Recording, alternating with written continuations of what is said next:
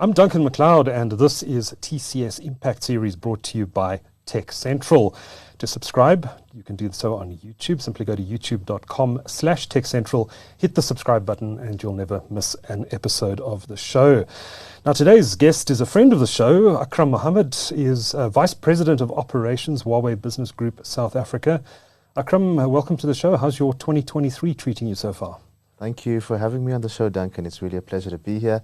And 2023 has started off quite really well. We recently launched our latest flagship product and a whole host of complementary products. But apart from business, I think for the economy, for the rest of the industry, things are looking a little bit brighter, hopefully, for 2023, apart from load shedding. Yes. But otherwise, things are getting better. Supply chains are starting to open up a little bit. COVID restrictions are easing around the world. So hopefully we have a more promising year than the last one. Great. And you've mentioned there's a new flagship in South Africa.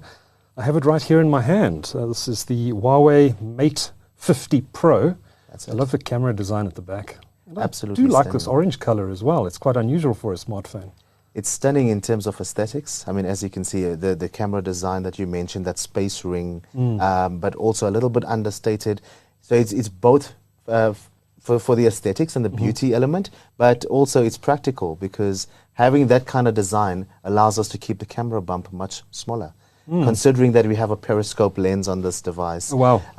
And also ultra aperture, which means physical aperture that you can change, you would normally get a huge camera bump on a device like that, but we managed to keep it down because it's all spread across the space ring. Yeah. So yeah, both aesthetics and functional, really stunning one. And it's certainly become a selling point for smartphones is the camera bump. They're very, all smartphones these days, especially when you switch them off, look very similar from the front. Absolutely. But at the back, it's become a way for brands to distinguish themselves. That makes a statement. Yes, and this certainly makes a statement. Yeah. And I think brands are doing that more and more as a differentiating factor, but also because mobile phones are not just communication devices anymore or photography devices, but it's an extension of our personalities, our sense of fashion, lifestyle, all of those things.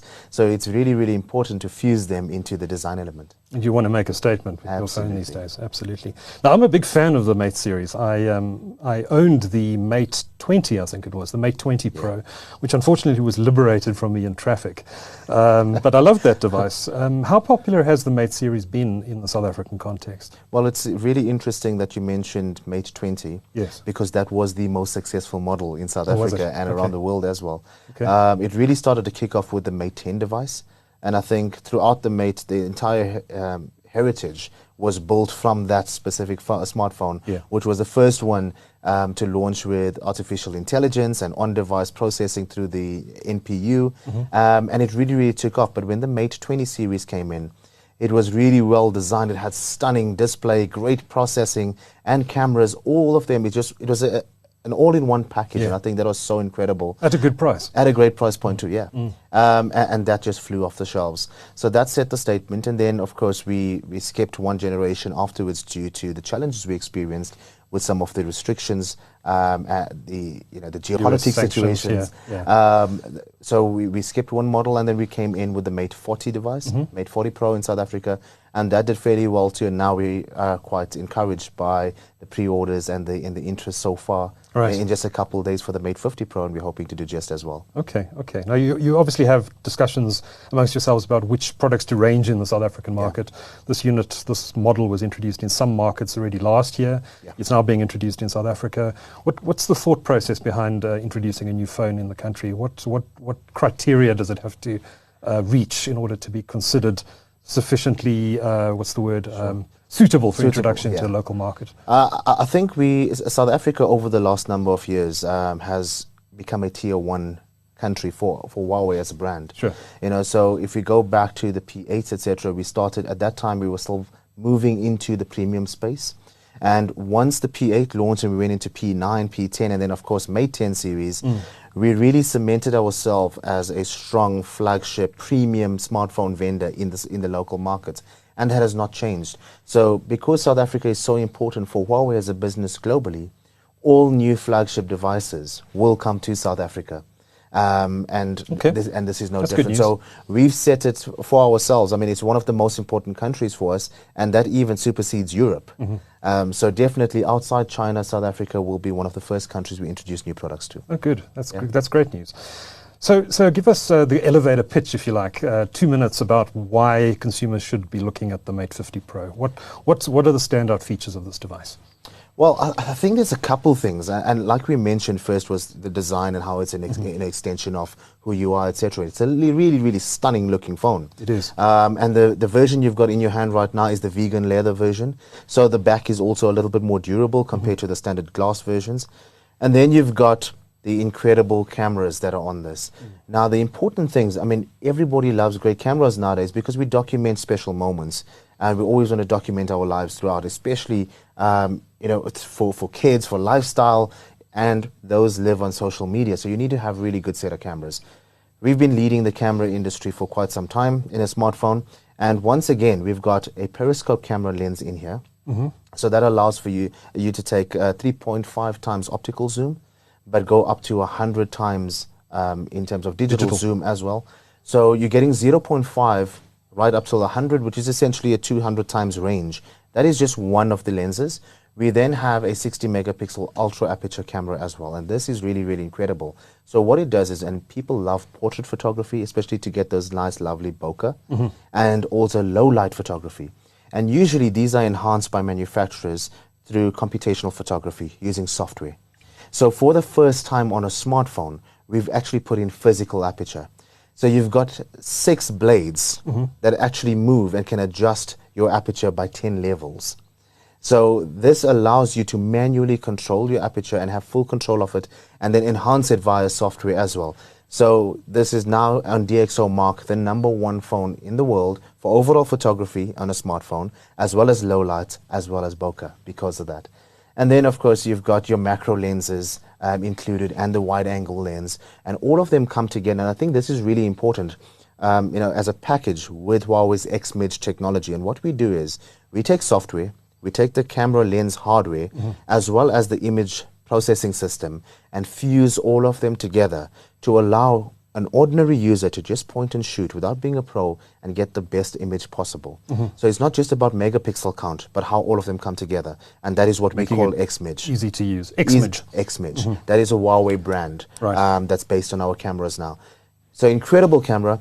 And then, of course, for a premium phone like this, I think one of the pain points, and our R&D has shown this, is that your screen, you want to protect, people tend to break the screens a lot. Sure. Especially if you drop it. So that is something that we've also improved on the Mate series. Can we test it? Yeah, go for it. No, I'm just checking. Go for it. Go for it. Go for it. And now pick that up. Looks like it's in good condition. Good condition, not even scratches. Should we try it a bit higher? Ooh! Can't believe I'm doing this, Akhram. Perfect, no scratches. At that height. At that height, that's very impressive. That is called Kunlun Glass, what Right. you've just practiced and tested there right now. So compared to normal glass, we've run a process that takes 24 hours, 108 processes and steps at 1600 degrees Celsius. And we've used 10 quadrillion nanocrystallization process to actually ensure that this screen is as durable as possible. The result is what you've just got now. It's 10 times more drop resistance than the standard screen. And it's the first smartphone in the world to get a 5-star certification for drop resistance by Switzerland's SGS. Impressive stuff. Yeah. And then, of course, the battery. Battery life is incredible, as you would expect from a Mate. How big is it? 4,700 milliamp hours, but also then complemented by a 66-watt supercharge. Okay. And 50-watt wireless supercharge. 50 watts wireless. 50 watts wireless. That's so that's astonishing. really Is that incredible. safe? Yeah, absolutely safe. Right. Because it's not just on the handset itself, but also the charging cable and the charging block. All of them are integrated. And then we have AI, which will automatically cut it out if it finds it's getting out of hand or if there's any danger. Too hot. Or any of those kind of things. But it also learns your habits. So your sleep patterns based on what time you wake up and your alarm clock and all of these things. So, you're going to get up at 6 o'clock. There's no need to charge your phone till 100% at midnight. Right. So it will pause the charging until it's closer to the time of you to get up and then take it on to get it to fully charge. So that also conserves the battery life and makes it much safer. And extends the life of the battery as well, I'm sure. Absolutely. And one thing that we've added, which is really, really incredible, but I hope people will never have to use, is the emergency battery mode. So when your phone gets to 1% battery life, the phone automatically switches to emergency super energy mode.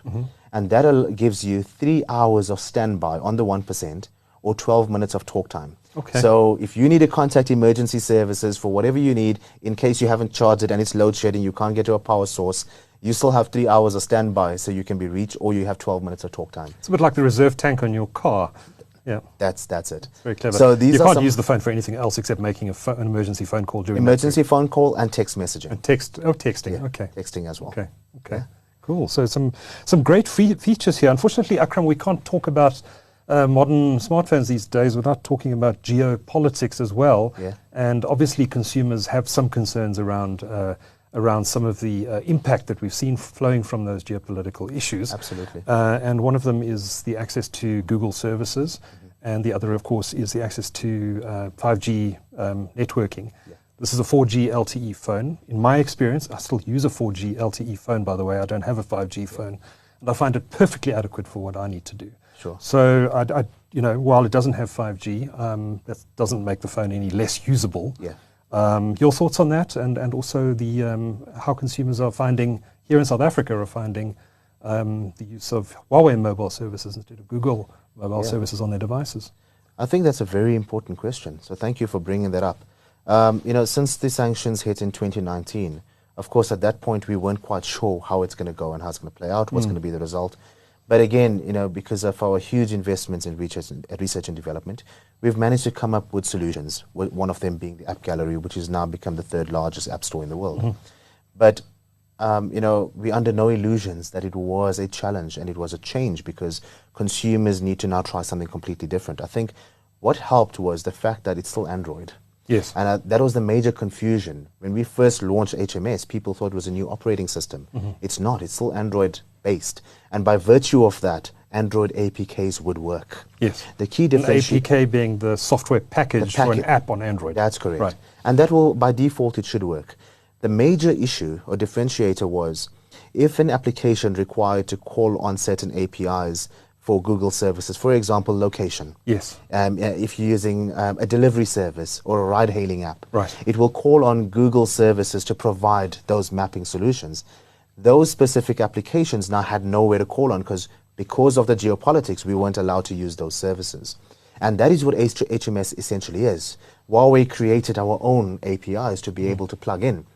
And we had to go out to developers to be able to get them to integrate that. And I think that was the major transition. But since 2019 to now, massive progress have been made in that space. And that is why we've now become the third largest app store by downloads globally. But also applications have become available. So when we go back to 2019, myself, I found it a little bit challenging using an HMS phone.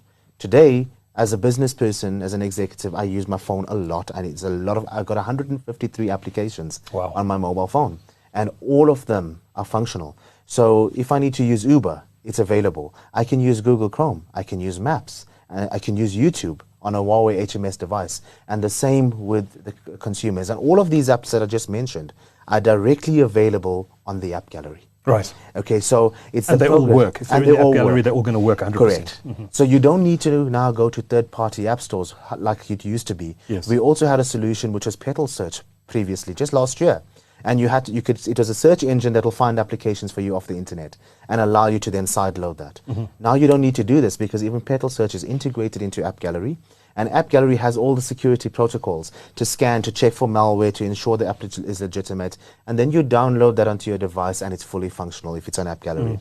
We currently have a 99.9% app availability rate for the most popular apps in the world. Okay. So I think massive, massive improvement. A lot of people were sideloading APKs onto their devices, which obviously has security risks associated with it. Correct. What you're saying is that with all the development that's happened, your average consumer is probably not going to have to sideload an APK onto their device.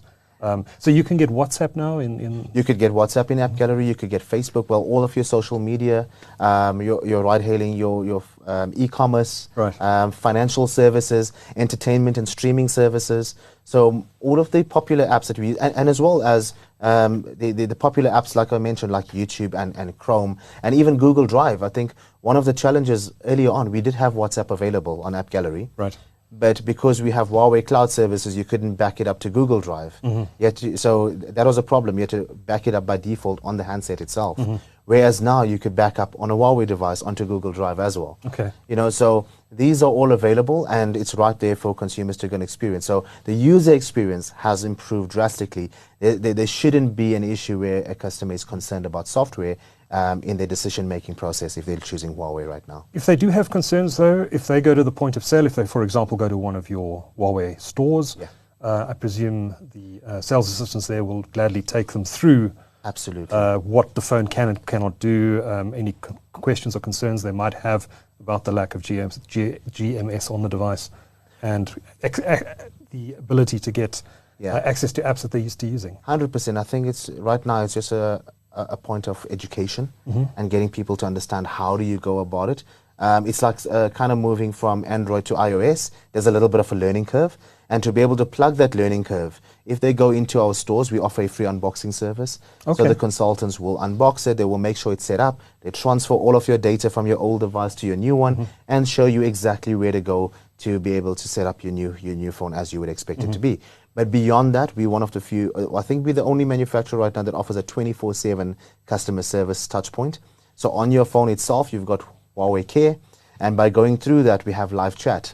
We also have a WhatsApp facility and a phone facility. So we have multiple touch points for consumers to reach us. So even if you can't find an app, we've got somebody live that you can chat to and say, where do I go? And they'll direct you and navigate you through that process at any time, 24/7. Okay, fantastic. Fantastic. Sorry. Yes. The question about 4G and 5G. Of course, yes. I think that was also a really, really important one. And as you correctly mentioned, 4G right now, especially in the South African context, works really, really well. If we look at the 5G providers, yes, it's a little bit more stable, perhaps lower latency, etc. But from true speeds, 4G LTE is still the most reliable option. And we find that most of our users, this is sufficient, or actually doing the job great. And the reason is not so much that we cannot provide 5G. I mean, this phone in your hand has the latest chipset provided by Qualcomm. Huawei is still the #1 5G provider globally in terms of networking infrastructure. What has happened really with the geopolitics is that we were stopped and restricted from purchasing equipment to be able to manufacture those chips. Right. So although we designed the chips because we had Kirin and part of HiSilicon, and we could design our own chipsets, but we were restricted from purchasing components. Then we went to fabrication facilities and we said, we'll buy components from you. But because they use US equipment, we weren't even allowed to have a commercial agreement with them. So clearly this is geopolitics, it's about economics and has nothing to do with national security interests or anything like that, because those same companies can provide 4G chips to us. Right. But as soon as you unlock a 5G modem to make it a little bit faster, then it's a security issue. So, that doesn't make any sense at all, but that is the restriction and not for a lack of capability. Yeah. And we're hoping in future that we can be able to overcome those hurdles as we've overcome the GMS hurdles. I was going to ask about HiSilicon and how you overcome some of these issues. Are you confident that Huawei phones will have 5G in the future? Yeah, we're certainly working on it. And I think one of the main things and what allows us, if we look at the challenges we've experienced over this number of years, Duncan, we shouldn't exist. Yeah. We shouldn't be here having this conversation. And launching flagship phones at this price point and still selling them. It's done incredibly well, but and that's testament to the brand and the technology and the innovation.